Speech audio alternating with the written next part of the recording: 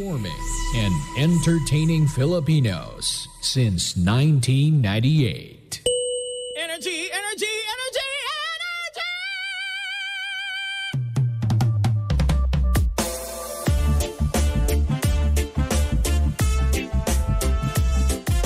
Same, pero iba.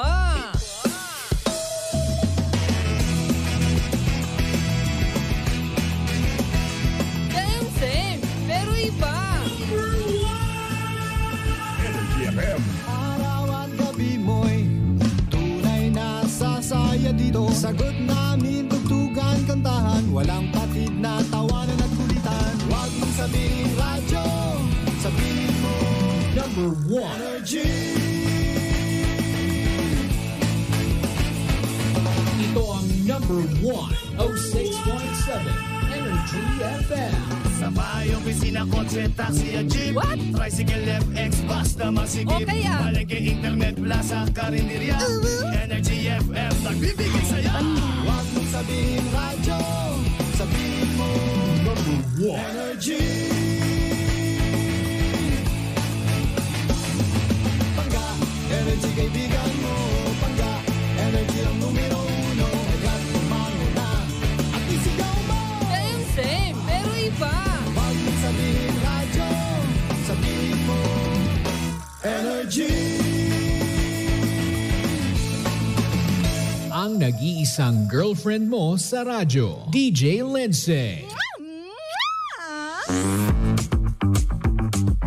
Ang pinakamakulit na girlfriend mo sa balat ng radyo. Isang magandang morning sa inyong lahat. Ako pa rin po nag-iisang girlfriend mo sa radio. My name is Lindsay. Makulit pero may puso, handang makinig sa mga kwento mo. Alam mo, feeling ko kailangan mo na siyang iwan kasi it doesn't make sense. Ang kwento sa lihim ng liham.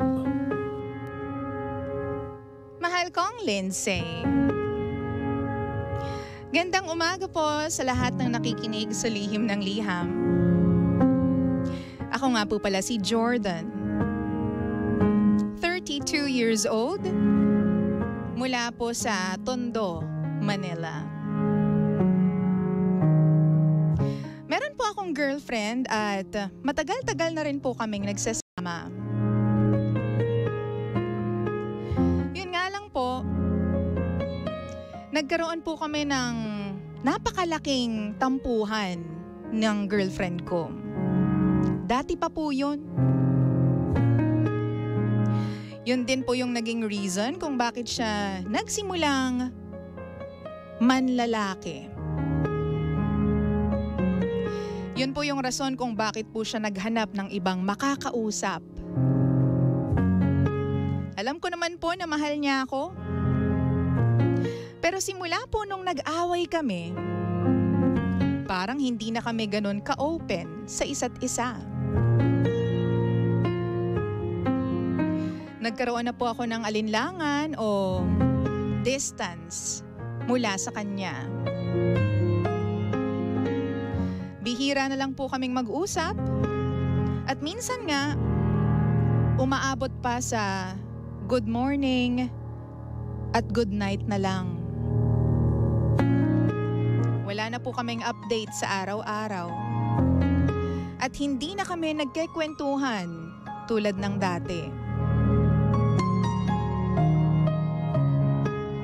Alam ko po na gumagamit siya ng dating application. Minsan ko na pong nakita yon sa cellphone niya at pinapatigil ko na po siya. Pero ang sabi niya sa akin, sinisisi niya raw ako dahil kasalanan ko raw kung bakit naghahanap siya ng ibang makakausap. Sa isip-isip ko, talaga ba? Online lang yan eh. Hindi ka naman talaga makakahanap ng totoong pagmamahal o pag-ibig sa ganyan.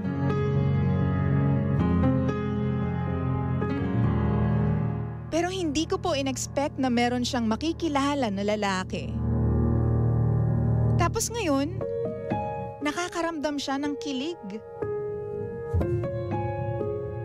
Sabi ko, kailangan ko na tong kausapin kasi hindi na tama yung ginagawa niya sa akin. Ayun, kinausap ko siya. Tapos ang sabi niya sa akin, DJ Lindsay, is mahal niya ako. Pero sa iba na siya kinikilig. Alam ko naman po na sa isang relasyon, darating yung time na nawawala na talaga yung kilig. Pero alam nyo, di ba, na mahal nyo yung isa't isa. DJ Lindsay, posible po ba na masira ang aming relasyon kung kinikilig na siya sa iba?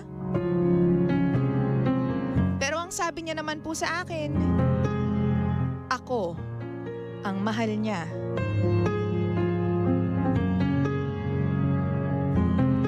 Tulong naman po, oh. Ano po bang dapat kong gawin para bumalik sa akin ang atensyon niya?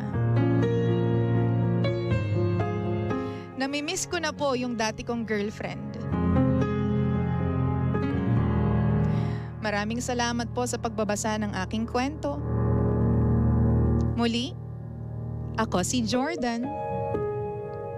At ito ang lihim ng aking liham.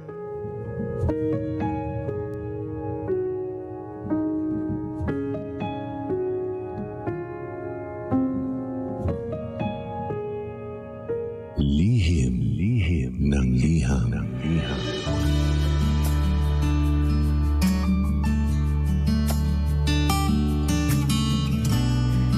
Same, pero iba. We are number 106.7 Energy FM Pangga. Huwag mo sabihin radyo. Sabihin mo, Energy!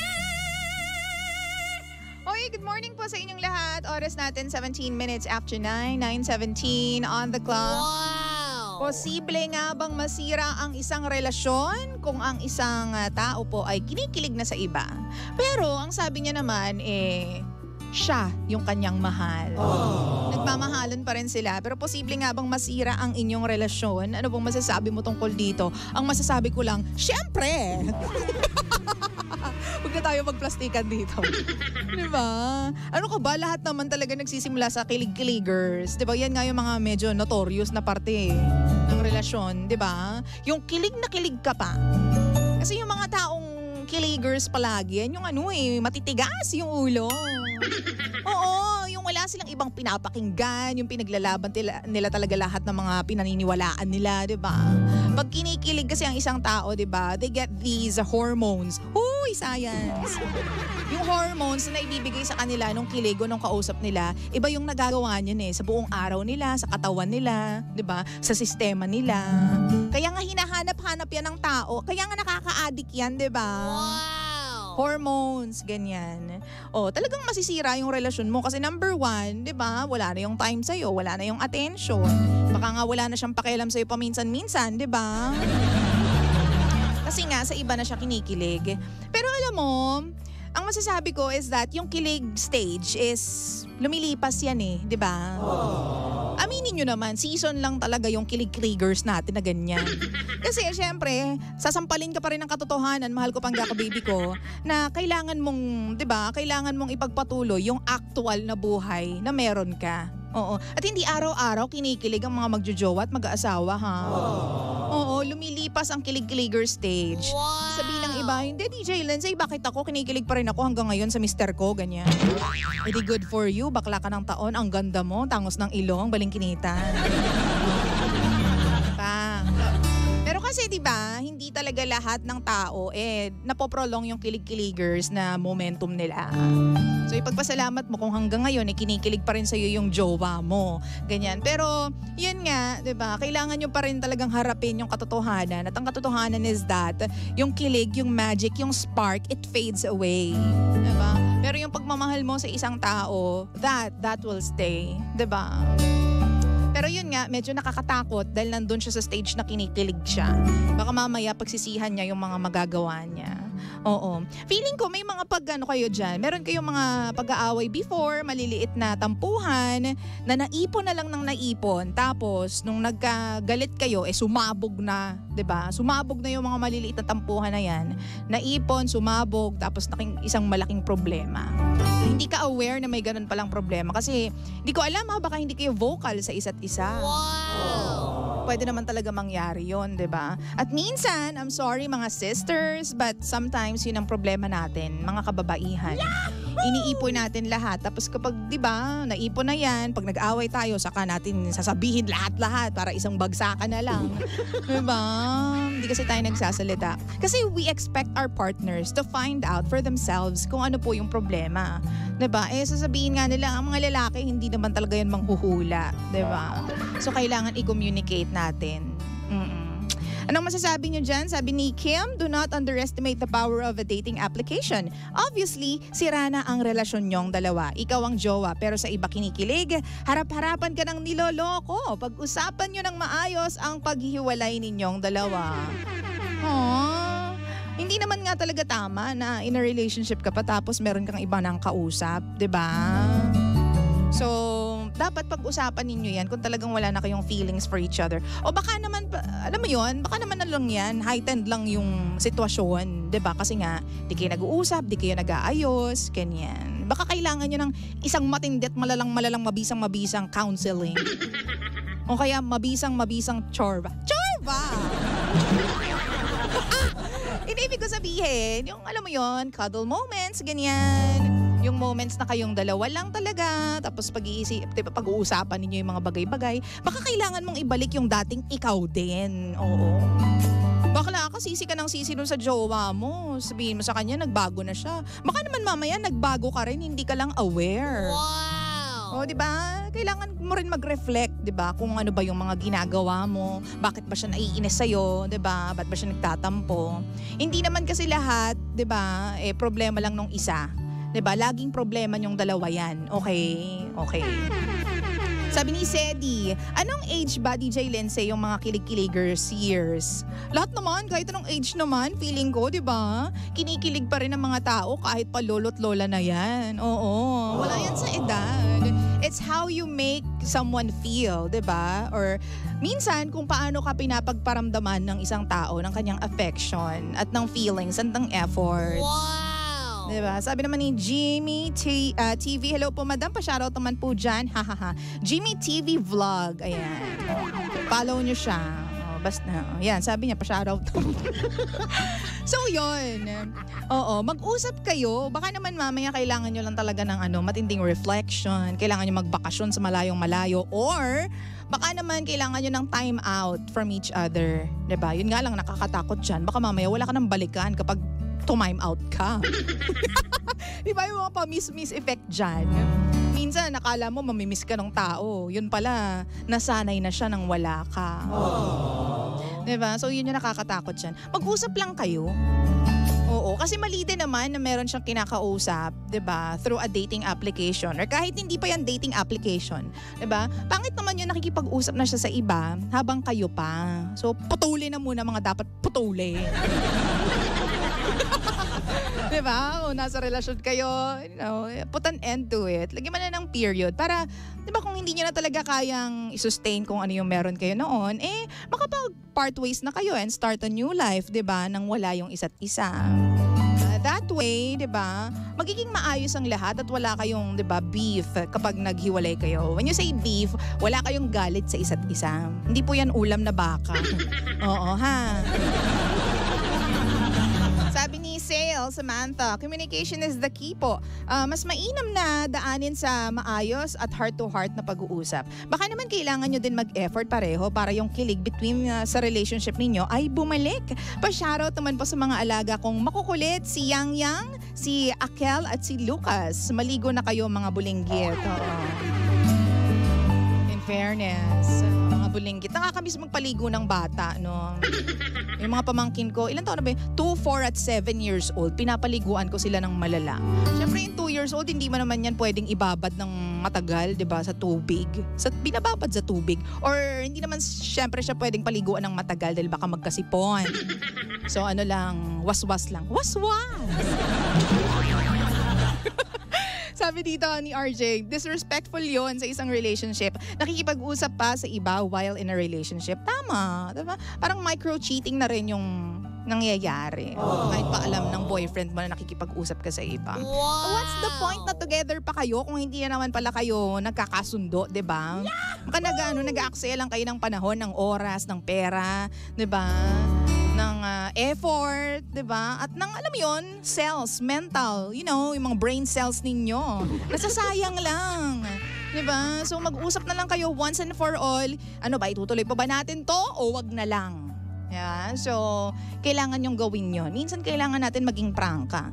Kapag hindi mo naiintindihan ng isang bagay, pwede ka naman magtanong. 'Di ba? Wag mahihiyang magtanong. 'Di ba? Kasi sa pagtatanong, when you ask the right questions, you'll definitely get answers, 'di ba? Pero ang problema minsan hindi tayo marunong magtanong kaya wala tayong nakukuhang mga sagot, 'di ba? Sa queries natin. Ang ending is that nag-a-assume lang tayo. 'Di ba? Syempre pag assumption, di natin alam kung tama ba o mali. So dapat magtanong ka para makuha mo yung tumbok na sagot. Hindi yung laging may baka ganto, baka ganyan. Diba? Pangit naman yung ganun. Anyway, we wish you well and we wish you luck, Jordan. Sana sumulat ka ulit dito sa Lihim ng Liham. Nga pala, lagi may nagtatanong sa akin, paano po ba mag-send in ng sulat sa Lihim ng Liham? Super dali lang po. Diba? Puntahan mo yung page ko, DJ Lindsay 1067 on Facebook. That's Lindsay 1067. Okay, tapos, syempre may message button doon. Doon mo isend. Sobrang simple, sobrang dali. Doon mo isend sa Facebook page ko na Lindsay 1067. And everyone is welcome, diba? Na mag-send in ng kanilang mga stories and ng kanilang mga problema sa Lihim ng Liham. Wow! Tayo bahala dyan. Ayusin natin yan. You have a friend in me. Hoy! Gusto mo yung you have a friend in me? I'm so sweet sa part na yun. Usap lang, maraming magagawa ang pag-uusap. Ikaw na bala ang may-ari